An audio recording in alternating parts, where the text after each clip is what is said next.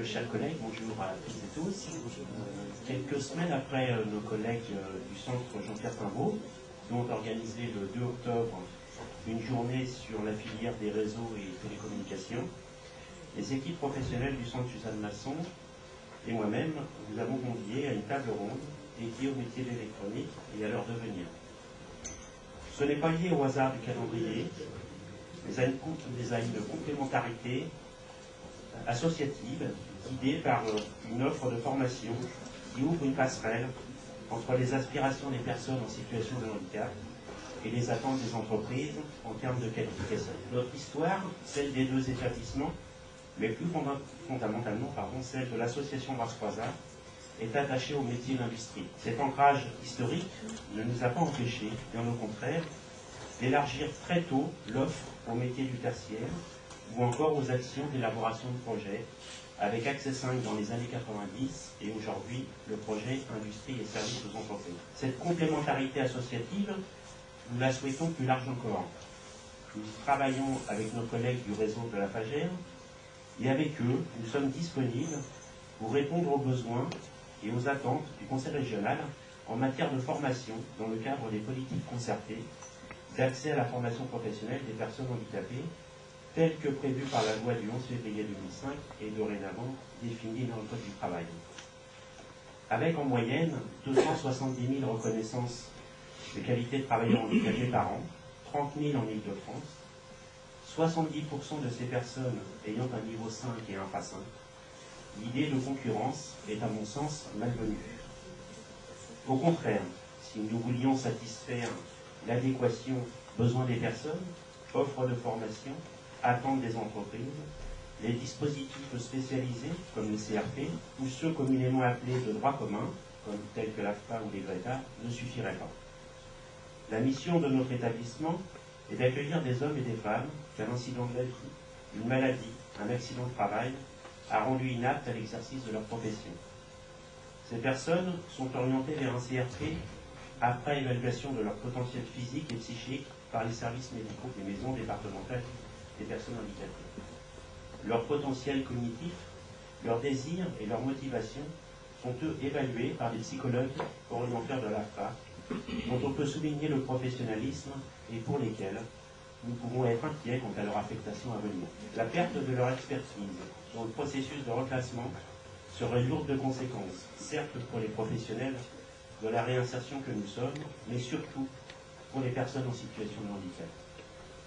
De la même manière, la disparition pure et simple de titres professionnels du ministère du Travail et de la formation professionnelle, titres que nous avons le plus souvent contribué à créer et à faire évoluer avec les directions d'ingénierie de l'AFPA, cette disparition, si elle devait se concrétiser, constituerait un recul sur les possibilités d'insertion des personnes handicapées.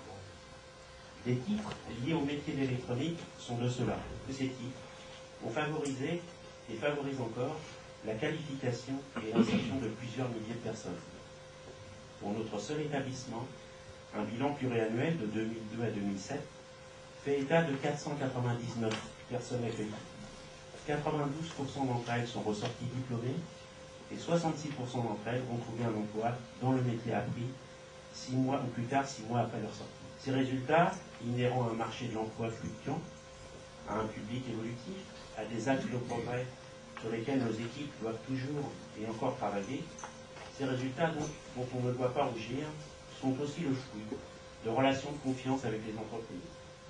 Des relations partenariales dont le cœur du sujet est la personne, certes en situation de handicap, mais une personne avant tout redynamisée, resocialisée, compétente et qualifiée. L'intérêt qu'a suscité cette table ronde pour beaucoup de représentants d'entreprises qui se sont excusés de ne pouvoir être présents, la présence de M. Crétier, normalement qui devrait nous rejoindre, du syndicat national, il est là, excusez-moi, M. Crétier, du syndicat national des entreprises de la sous-traitance électronique, celle de M. Lefranc de Thales, de M. Lindenschmidt de la SNCF, de Mme Sébi d'Emploi.com, d'une personne d'Air France qui, au dernier moment, s'est excusée de ne pas pouvoir être parmi nous pour des raisons professionnelles de dernière minute. Toutes ces présences, et puis les excuses absence témoigne de relations partenariales auxquelles je faisais référence à l'instant. Merci aussi à nos partenaires dits institutionnels. Je pense particulièrement à Mme Pastor et à M. Berton de l'AFPA et à Mme Néjon de la région, du conseil régional, qui doit aussi venir nous rejoindre. À Mme Merian de la FAGER, que je n'ai pas encore vue non plus, et qui doit être là aussi.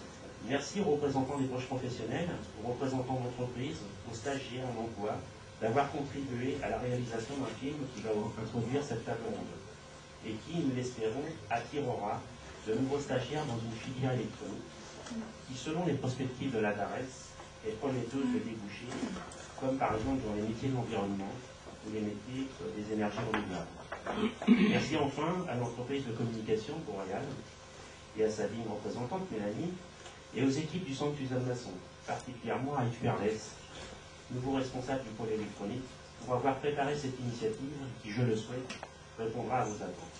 Merci bien sûr à vous toutes et tous d'être présents, place au film introductif et à la table ronde qui sera animée par Mélanie. Je lui cède donc le micro.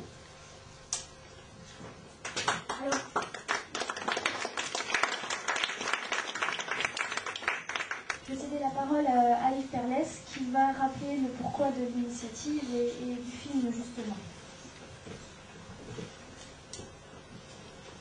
Bien, d'abord bonjour à tous, merci de votre présence. Alors pourquoi cette journée et pourquoi cette demi-journée et pourquoi ce film on est parti d'un constat sur nos placements stagiaires qui sont très, très positifs dans l'ensemble. Mais le problème venant plutôt de l'entrée publique où on a un certain manque de candidats. Alors, ce n'est pas forcément quelque chose qui est spécifique du secteur handicapé. Alors, je crois qu'il fallait éclaircir un peu cette situation et faire un état des lieux de ce domaine, de ce secteur d'activité de l'industrie, qui est en pleine modernisation, mais qui souffre d'une image un peu négative, certainement avec des besoins qui sont souvent non satisfaits, ou pas tous satisfaits, mais qui sont tout le temps des besoins urgents et critiques. Donc si ce secteur d'industrie s'est modernisé, par contre, elle a peut-être moins modernisé son image, et c'est un peu tout ce travail de communication qu'on a essayé d'initier ici, à travers cette journée-là. Alors, on pourrait citer beaucoup de points, dont je ne vais pas parler du film maintenant. Il y a beaucoup de thèmes qui seront abordés à travers les conditions de travail, rémunération, la mixité des emplois qui sont actuellement possibles pour ce secteur de l'industrie. Ça, c'est un premier point. Donc, un travail de communication et d'explication autour des métiers de l'industrie, liés aux métiers de la filière électronique. Le deuxième point, c'était aussi que récemment, ou très bientôt, va avoir lieu un certain nombre de réformes structurelles d'un point de vue de la formation continue. Et on a pensé que s'il fallait repenser les métiers de la filière électronique d'un point de vue de formation continue, il serait peut-être plus pertinent de commencer par analyser les besoins plutôt que de commencer par les moyens. C'est aussi quelque chose qui a donné lieu à ce film, que vous allez voir dans quelques minutes. Le troisième point, c'est une volonté du centre Suzanne Masson de rester sur un historique très particulier vis-à-vis de l'électronique, où l'histoire est assez liée à l'électronique professionnelle, en partant des lampes pour arriver au transistor, au calculateur, système embarqué, système informatique, et mettant par extension le pôle informatique avec les réseaux et toute l'assistance aux utilisateurs. Et donc, il nous a semblé pertinent de rassembler un peu ici tous les partenaires orienteurs, acteurs de la formation continue, ministères, les entreprises, si on parle de nos titres de formation. Donc, on va pouvoir ici échanger autour de ce qu'est l'électronique en France, de ce qu'elle représente, du secteur d'activité qu'elle couvre. Donc c'est quelque chose qu'on avait initié il y a quelques années à travers la production d'un film, notamment sur la version de niveau 5. C'est un principe qu'on a repris, qui a donné lieu à peu près une douzaine d'heures de tournage à peu près. Ici vous allez voir un montage qui a donné donc lieu à un film de 20 minutes, voilà, que je vous propose de voir maintenant et en vous en souhaitant bonne projection. Nous avons 6 intervenants qui ont eu la gentillesse de venir, merci beaucoup. Donc je vais vous les présenter très rapidement. On a donc Monsieur Lefranc, que vous avez vu dans le film, qui est responsable de mission handicap à Thales.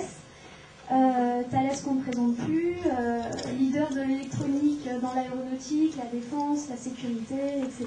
Nous avons Monsieur Berton de l'AFPA qui est responsable, que je ne me trompe pas, n'hésitez pas à me compléter, responsable d'unité, responsable sectoriel à la direction de l'ingénierie, donc plus particulièrement sur les métiers de l'industrie, c'est bien ça. Nous avons donc M. Lindenschmidt, qui est cadre maintenance à la SNCF, qui est responsable d'une école de formation sur les TGV, qui est en train de se mettre en place. Nous avons M.